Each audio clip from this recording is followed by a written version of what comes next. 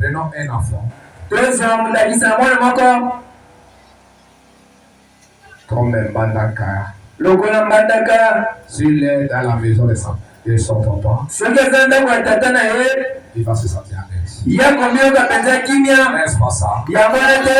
S'il s'agit de monter dans le vivant, il va monter. C'est pourquoi il se sent qu'il est chez lui. Est-ce que vous aussi, vous sentez que vous êtes chez vous? Ça y est, c'est ça la loi de Dieu. Pas ça. Pour lui, c'est ça à l'aise.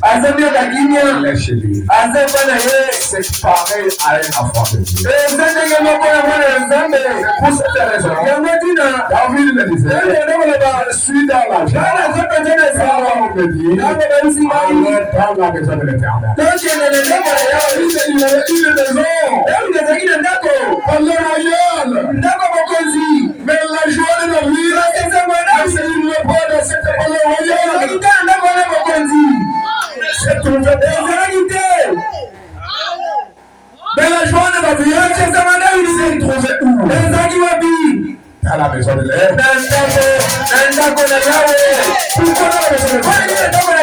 La maison de son papa. Et si je fais voir quelque chose à cette terre,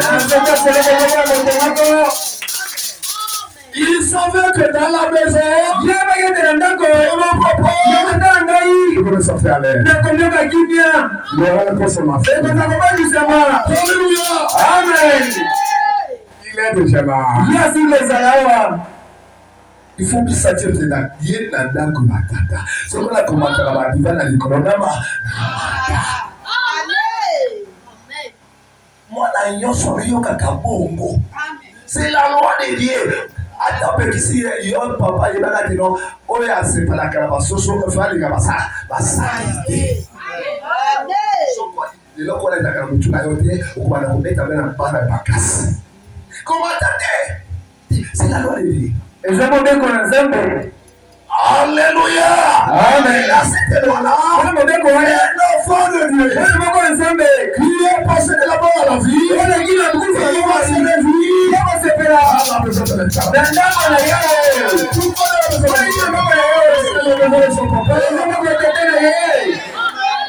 Salut mon fils Israël. Et Daniel aussi, soyez bénis. Alléluia. Alléluia. Amen. Tous les autres, vous allez chanter. Nous avons beaucoup de choses à faire aujourd'hui. Et je vais quand même terminer cet enseignement. Réveiller Jésus. Et je vais approfondir beaucoup de choses. Et on va encore lire d'autres choses. Nous lisons directement la parole. Est-ce que vous aimez la parole? Aimez-vous la parole? C'est elle qui donne la vie. Quand on lit la parole, on va se mettre à debout. C'est notre emblème. Est-ce que vous le croyez? Amen. Nous lisons au nom de Seigneur. Si quelqu'un n'a pas choisi de ciel, si quelqu'un n'a pas choisi de ciel, alléluia. Amen. C'est dans le livre de 1 Timothée 5 et 8. Et on va continuer la lecture.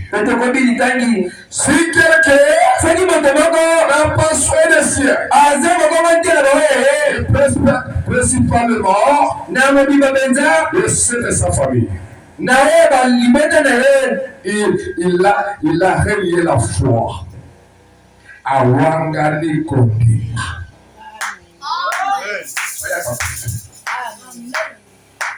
On va encore reprendre.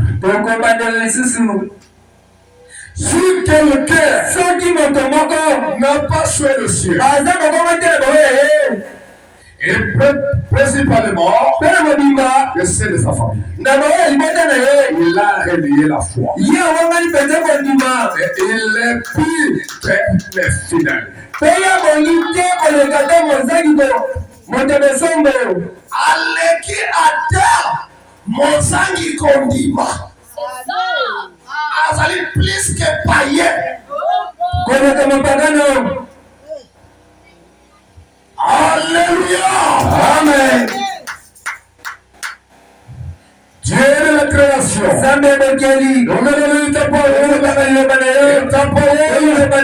la vie éternelle. La parole, c'est la résurrection. La parole, c'est l'enlèvement.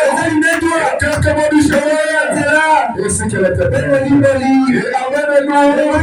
avec le céleste. Et quand tu vas nous amener, dans le lieu céleste, le gibier va passer un bon moment. Et c'est le Seigneur, nous l'avons demandé. Qu'il est fort. Amen.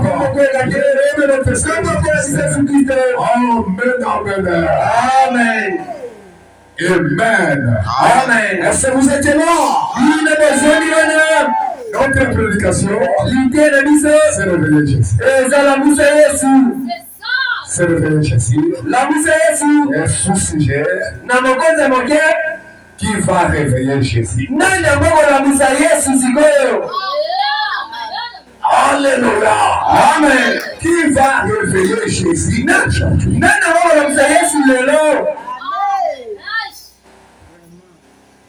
Alléluia. Là où nous allons lire, la Bible nous dit ceci. Si un parent prépare soin des siens, il est plus qu'un fidèle. Alléluia. Amen. Cela veut dire quoi? Tel que nous sommes, dans cette église. Bon, on va parler d'abord dans le pays d'abord et avant de s'en aller. Tel que nous avons notre président. Notre président, c'est Fatih Bédon. Il ne peut pas aller prendre soin de cet Angola tant qu'il n'a pas connu le temps de prendre soin de ceux de l'RDC. S'il va le faire, il va être plus qu'un païen. Est-ce que vous comprenez? Amen. C'est l'avenir de notre président. Il va prendre soin de ceux de l'RDC. Amen. Il me semble que les Gojois, même dans que les Angola, il faut aider dans le bisou. C'est là que les bisous dans le corps. Amen. Donc il dit na limonda. Ngai nakola papa makalete. Liboso na ye côté à l'ileba, je prends directement dans le spirituel. Il faut quitter d'abord à l'écrit quand même. Il y a un moment donné ici au sol. Mais de faire lancer la parole. On s'en fout de lui. La première chose, on va faire. Il va prononcer la parole au ciel. Il va prêcher la parole à sa femme. À sa femme et à sa famille. Alléluia. Amen. Il ne me fait pas. Il est plus qu'un païen. C'est le toi qui l'est. C'est la Bible. Et le prophète. Avant que j'épouse venu vers la libération, le peuple de ce monde, il faut que moi-même, vous êtes délivrés. Esprit. Amen. Une délivrance totale. Est-ce que j'ai dit quelque chose? Si je ne le fais pas, je suis plus qu'un païen. C'est ce qu'on dit l'hypocrisie. Avant que je puisse quitter qui connaît, avant que je puisse être sûr, sont délivrés. Ils sont dans le pas de la délivrance. Essayez la mère. Amen. C'est pour ce qu'elle a envie de prier de Dieu.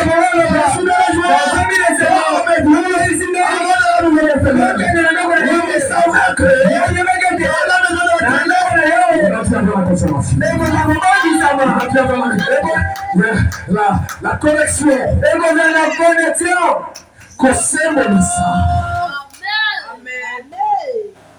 Essayez la mère.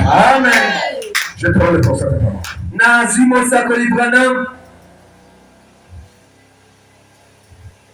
Écoutez ce qu'il dit le prophète.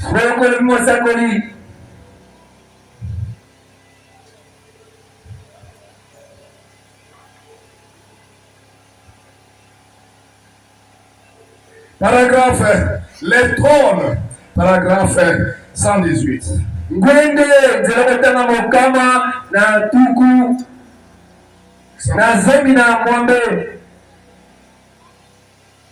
118. Mokama na zomi na mwambe 119. Tu peux commencer 118. Mokama zomi na mwambe. Les prophètes approfondissent et faire maintenant les commentaires. Les prédicateurs est appelé à prêcher les cieux. Avant qu'il puisse venir, ils sont sauvés. Il va prêcher les cieux. Amen. Comment? Mes enfants ne font pas la parole. Et moi, je vais me précipiter pour venir annoncer la parole sur ce sujet.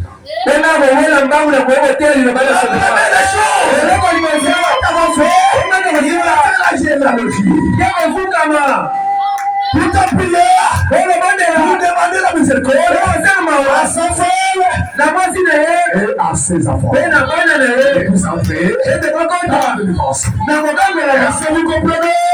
Amen. Et lorsqu'il va venir sauver moi, il va apporter la parole. Il aura du succès. Il va être là. Je vais le voir.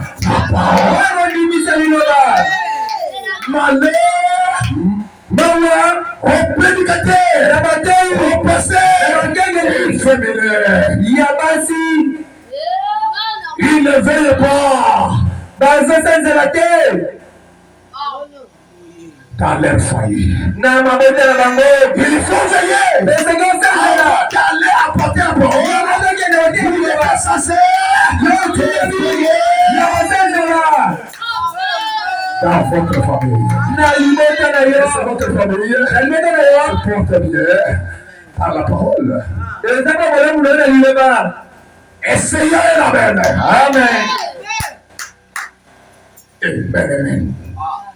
Merci Seigneur. Je me sens déjà bien. Et les vivres aussi. Et si vous comprenez. Amen. Et quand vous vivez la parole, c'est comme un coup. Vivez le temple. La vie que vous menez, la vie que ma mère, c'est ça qui promote le diable. Ils sont tourmentés. Quand je fais sur le train ici, c'est plus les fesses. Je te dis la vérité. Où est mon fils Albert? Maman, j'ai mis attention avec ses fils. Fondé à qui madame on a un problème dans sa vie. Je te dis, je dis au Dieu de la chair. On a problème dans sa vie. Le Dieu qui est saint, c'est un Dieu tellement jaloux. Je vais te dire, cette affaire avec ce monde en communauté. Pour votre information. Avec ce qu'on est ensemble, Dieu est en train de contrôler cette affaire. Et puis, on reconnaît ta bonne vie. Pendant qu'on va nous calmer. Mais attention. Le Dieu qui est ta soeur, c'est le Dieu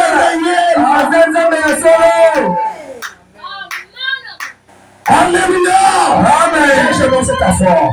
Qu'il puisse revenir maintenant. Le Dieu que je sais, le Dieu qui a servi ma route Kassombe. Peut-être que vous allez me faire quand même, tu vois comme ce sont des aventures. La réalité de la chose.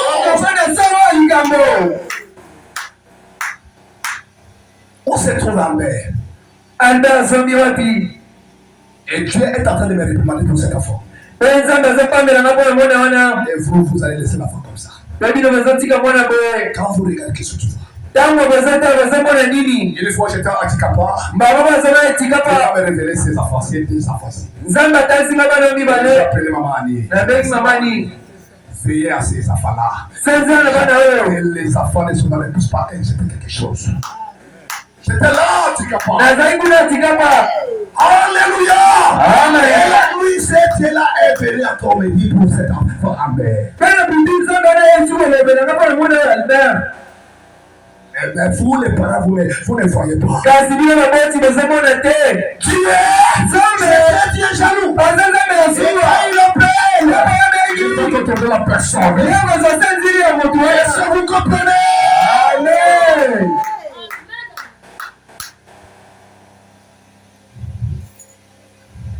Amen. On avance. C'est revenu, je suis tellement dans l'obligation d'apporter d'abord la parole à ma famille. Avant que je puisse sortir, apporter la parole à votre famille. Amen. La parole que nous prêchons ici, c'est la parole de la vieille masse. Prenez avec moi. Les sept noms composés de Jéhovah.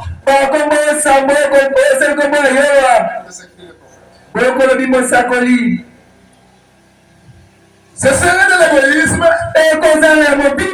Si le cœur des noms n'aspire pas à sauver son frère. La première chose, il doit sauver cet enfant avant que je puisse venir le sauver.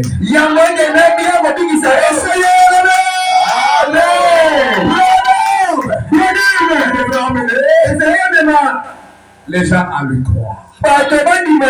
Les gens de sa famille. Sa femme. Et les enfants. Amen. Et quand la femme de Branham a reçu que ça c'est un homme de Dieu, et elle était toujours à côté de son mari. Et Branham aimait beaucoup Hope. Et c'est ce qui a fait que Dieu puisse se retirer Hope vite. Avec cet amour, il ne pouvait pas servir Dieu convenablement. Est-ce que vous comprenez? Amen. On a exigé de réveiller Jésus. Comment tu vas réveiller Jésus? Où votre famille n'a pas encore été réveillée. Tu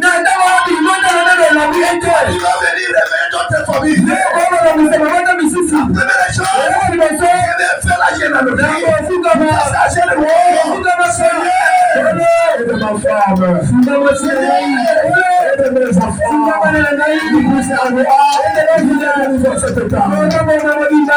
Alléluia. Amen. C'est ce que Moïse avait fait. Moïse, il a laissé la commission. Libérez le roi d'Israël. L'erreur que Moïse avait fait, il devait faire la circoncision pour sa famille. Seigneur, amen.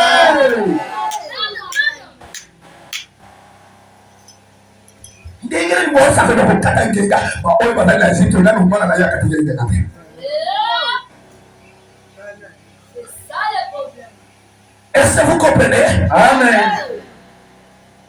Et l'ange, il avait commissionné Moïse, il est descendu, il est parlé la route. Moïse, tu es en train de blaguer avec moi. Tu vas partir. Avant tout, il y a Moïse. Dans les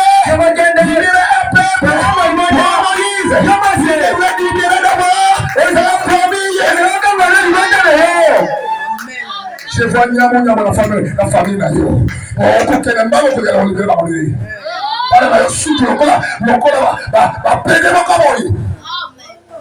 tu vas se préparer pour aller apporter la parole. Un peuple hérité que vous êtes là. Par le Seigneur lui-même. Moïse, acte-toi. D'arranger maintenant la chose. Comment tu es? Il appelle l'homme. Il appelle aussi ça. Sa femme. Est-ce que vous comprenez? Amen.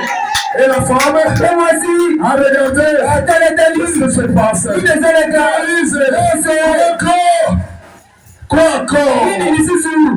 Excusez-moi. La femme va savoir la chose. Va prendre la pierre. Elle va faire déboutonner la culotte de la femme. Elle va mettre la pépice de la force sur la pierre. Va prendre encore la pierre. Pourquoi? C'est pour faire la délivrance. Alléluia. Amen. C'est sa force.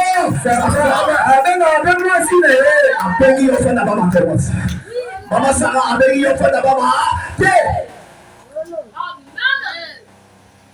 Quand vous voyez quelque chose ne marche pas à la maison, prends la parole de l'autorité.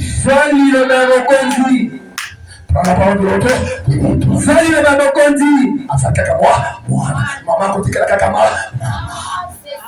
Et lorsque vous allez venir à l'église, réveillez Jésus. Jésus va vous exaucer.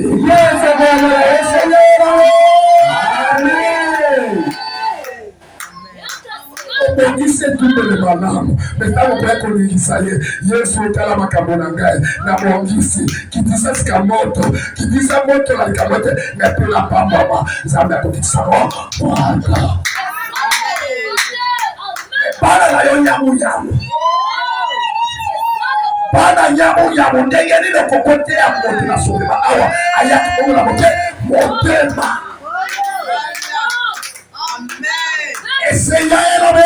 Amen. Na message va betaka il va voler le okango là na mon salon ye. C'est ça. Amen. Essayez un amen. Amen. Comment ça va le balader? C'est ça. Amen. Alléluia. Et quand on écoutez ce qu'il dit le prophète. Qui devient ton heure. Alléluia. Les vrais chrétiens, les trônes, 120. Je prends le lien. Les vrais chrétiens sont étonnés contre l'ennemi. Ils sont étonnés. Pourquoi ils sont étonnés? Par leur vie. Ils sont en train de mener.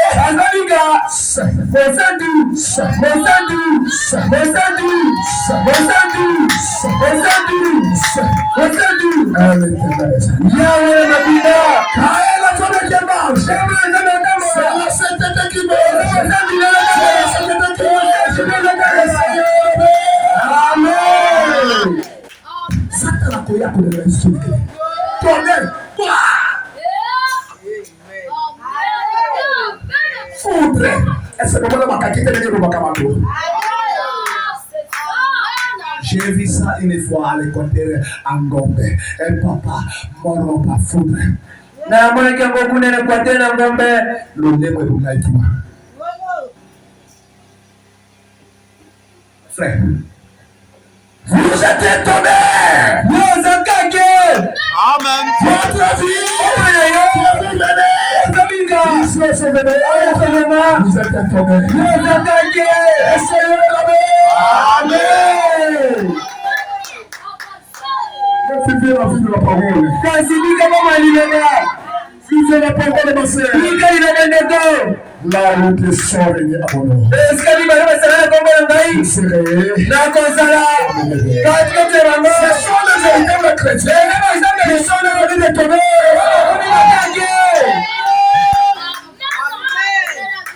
quand il marche, c'est la sainteté. Les hommes 110, les 110, les 110, les 110. Elle est la maison. Yahweh la matinée. Et c'est là qu'elle t'attend la bouger. Yahweh la bouger. Et c'est qui va te manger.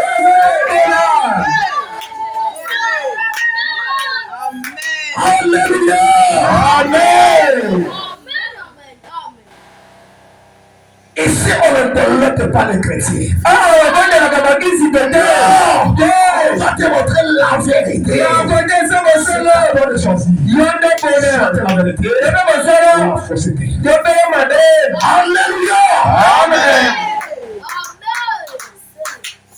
Votre vie. Vous menez ces choses-là. C'est étonné. Tu mènes une bonne vie. Amen. Amen. Seigneur, tu peux la parole. Amen. C'est étonné. On est étonné. Sont révélés. C'est pourquoi il y a cela. Amen.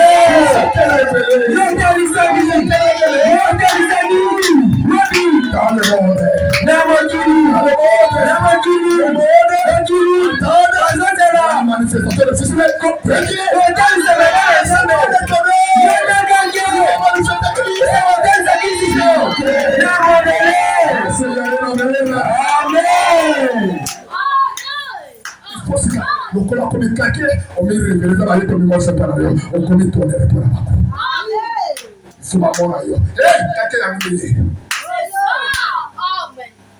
Essayez un amen. Amen. Est-ce qu'il y a un amen? Amen. Dans notre souci. Dans notre souci. Et qui va réveiller Jésus? Que le prophète lui-même parle. La personne il va réveiller Jésus. C'est la personne. Le premier mari. Doit mourir. Il peut se prendre encore un autre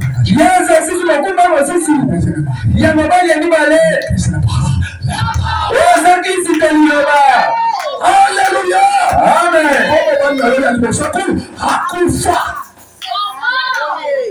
Le premier mari, c'est le monde. C'est le cosmos. Que vous êtes d'accord dans le cosmos. L'amour de Dieu. Pas vous. Il faut que le premier mari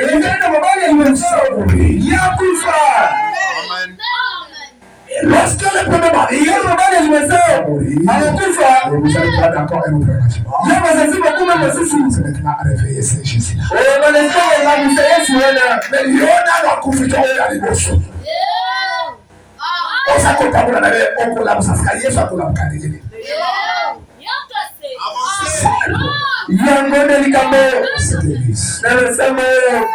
faut que le premier mari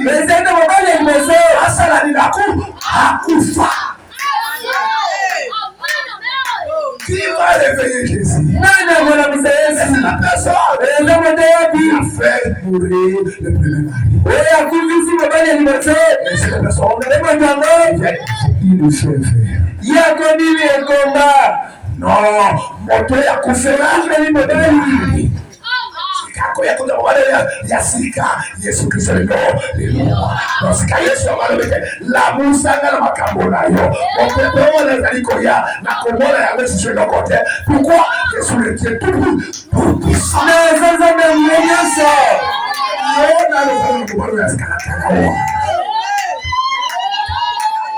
C'est ça le problème qui tarde pour les enfants de Dieu. Dénoncer le premier mari.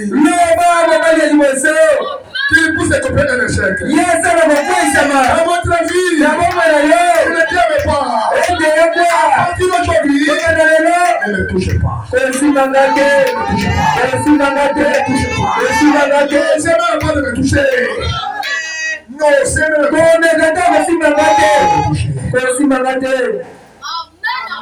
Tangu akuelewa Mungu akomena mtu msusu atakusema refire naye abadiko wasoro yakuweka some akikoshwa mbali musura ubaya mwanadi tangu kubana kwa kusala badefire naye akuya kukumpesika kombo na mbali ambaye komena mkongo nayo la femme porte le même de son mari le bosso ça moi c'est le moment de mon c'est ça mon côté. Seigneur, ça m'a fait comment la cala. C'est ça le problème.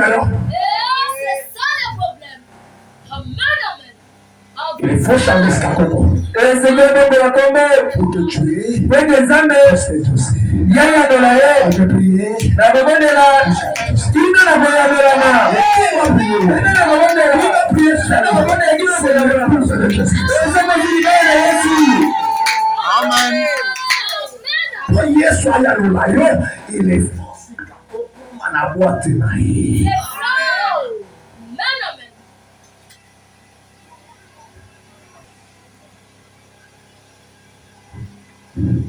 Les prophètes disent, personne qui va réveiller Jésus, c'est la personne qui va faire mourir son premier mari. Alléluia. Amen. Alléluia. Amen. Alléluia. Amen. Oh, je me sens déjà bien. Vous allez le supporter. Alléluia. Amen. Oh Jésus. C'est tellement bon. Oh l'épouse. L'épouse a eu de la responsabilité. Ok, je peux entrer là-bas. La responsabilité de l'épouse. Et si vous êtes l'épouse de Jésus, vous n'êtes pas encore ici. Vous êtes sorti de ça, c'est l'Odyssée. L'Odyssée, c'est quoi? C'est le monde. Voilà la réponse. L'Odyssée, c'est le monde. Vous êtes sorti de l'Odyssée. Dans l'âge de l'époux. Alléluia. Amen. Est-ce qu'il y a quelqu'un qui peut entrer dans l'âge de l'épouse?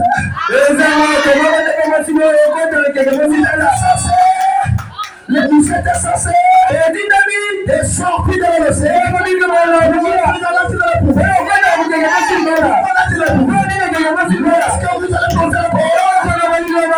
allez poser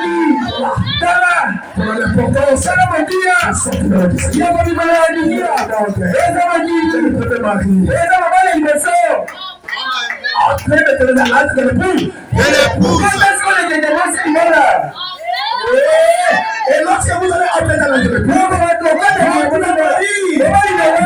allez réveiller votre mari, il n'a pas de fait de veiller. Il y a qui va dire la Muka. La Muka pas ailleurs que l'on a passé la liba. C'est que les belles. Alléluia. Amen.